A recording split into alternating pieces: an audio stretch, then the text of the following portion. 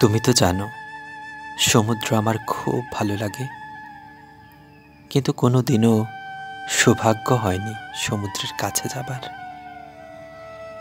তোমাকে কোনোদিনও বোঝাতে পারবো না সমুদ্রের ঢেউ যে কি মাতাল করে আমায়। কোনো এক পূর্ণিমার রাতে তুমি আর আমি সমুদ্রের খুব কাছে গিয়ে মিশে যাব সমুদ্রের সাথে। চাঁদ তার আলো দিয়ে পাহারা দেবে আমাদের। সেদিন গৃহ থেকে জোছনায় ছেয়ে যাবে সমুদ্র বালুচর। আর সমুদ্রের কিনারে বসে পা দুখানা ভেজাবো নোনা জলে। তারপর আমরা চুপটি হয়ে বসে শুনব সমুদ্রের গর্জন। সমুদ্রের বুকে কিসের এত বেদনা যে এইভাবে গর্জন করে,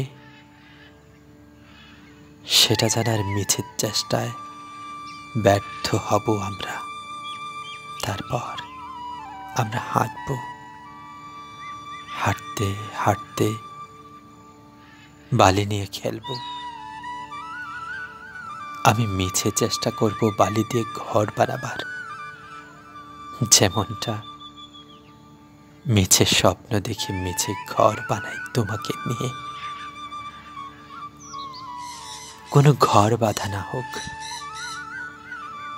সমুদ্র হোক আমাদের একমাত্র বিচরণ ভূমি। কি বলো? আমাদের সমুদ্র বিলাসে নীল শাড়িটা থাকবে তোমার পরনে। ভেবো না তখনও আমি তোমায় ভালোবেসে রূপা ডাকবো। পরন্ত বিকেলে হিম শীতল বাতাসে উড়বে নীল শাড়ির আঁচল, মেঘে কালো চোল। সমুদ্র তীরে দাঁড়িয়ে উৎসুক দৃষ্টিতে তুমি তাকিয়ে আছো দিগন্তের শেষ প্রান্তে। দেখছো রৌদ্রের ঘান মুছে ফেলে পাখিদের নেড়ে ফেরা। আর আমি দেখছি তোমায় মায়াবী চোখের বিশালতায় নিজেকে বিলীন করার বেকুলতা। কোনো দিন যদি আমার মৃত্যু হয়, তবু এই ইচ্ছেগুলোর কোনো দিনও মৃত্যু হবে না। তোমার সাথে সমুদ্র বিলাস করার জন্য সত্যি আমার বাঁচতে ইচ্ছে করে আরো কয়েকটা দিন।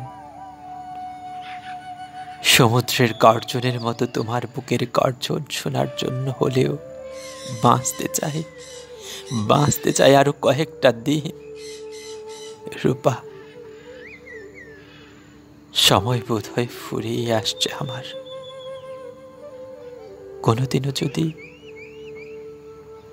এই ভরা জোছনায় তোমার হাত ধরে হাঁটতে না পারি, তুমি বরং উপভোগ করো সমুদ্রের সৌন্দর্যকে।